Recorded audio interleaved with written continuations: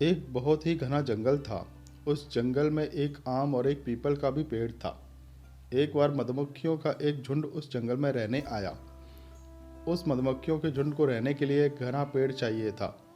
रानी मधुमक्खी की नज़र एक पीपल के पेड़ पर पड़ी, तो रानी मधुमक्खी ने पीपल के पेड़ से कहा, हे पीपल भाई, क्या मैं आपके इस पेड़ की एक शाखा पर अपने परिवार का छत्ता बना लूं? पीपल को कोई परेशान करे यह पीपल को बिल्कुल पसंद नहीं था। अहंकार के कारण पीपल ने रानी मधुमक्खी से गुस्से में कहा, हटो यहाँ से, जाकर कहीं और अपना छत्ता बनाओ, मुझे परेशान मत करो। पीपल की बात सुनकर पास ही खड़े आम के पेड़ ने कहा, पीपल भाई, बना लेने दो छत्ता, ये तुम्हारी शाखाओं में सुरक्षित रहेंगी। पीपल ने आम से कहा, तुम अपना काम करो, इतनी ही चिंता है तो तुम ही अपनी शाखा पर छत्ता बनाने के लिए क्यों नहीं कह देते। इस बात से आम के पेड़ ने मधुमक्खी रानी से कहा, हे रानी मक्खी, अगर तुम चाहो तो मेरी शाखा पर अपना छत्ता बना लो। इस पर रानी मधुमक्खी ने आम के पेड़ का आभार व्यक्त किया और अपना छत्ता आम के पेड़ पर बना लिया। समय बीतता गया और कुछ दिनों बाद जंगल में कुछ लकड़हारे आए। उन लोगों को आम का पेड़ दिखाई दिया। ये आपस में बात करने लगे कि इस आम के पेड़ को काटकर लकड़ियाँ ले लिया जाए।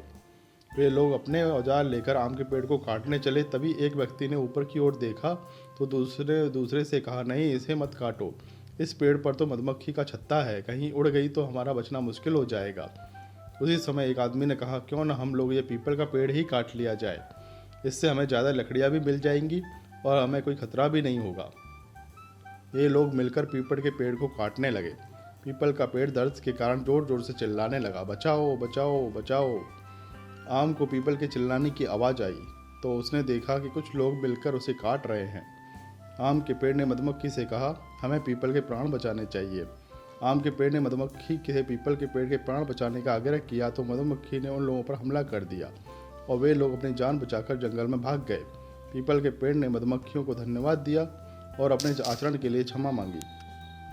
तब मधुमक्खियों ने कहा, धन्यवाद हमें नहीं, आम के पेड़ को दो, जिन्होंने अपनी जान बचाई है, क्योंकि हमें तो इन्होंने कहा था अगर कोई बुराई करता है तो इसका मतलब यह नहीं कि हम भी वैसा ही करें।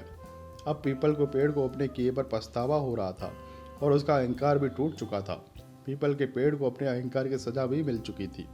शिक्षा, हमें कभी अहंकार नहीं करना चाहिए, जितना हो सके लोगों के काम ही आना चाहिए, जिससे आवश्यकता पड़ने पर तुम किसी की मदद मांग सको। जब हम किसी की मदद करेंगे तभी हमारी कोई भी मदद करेगा।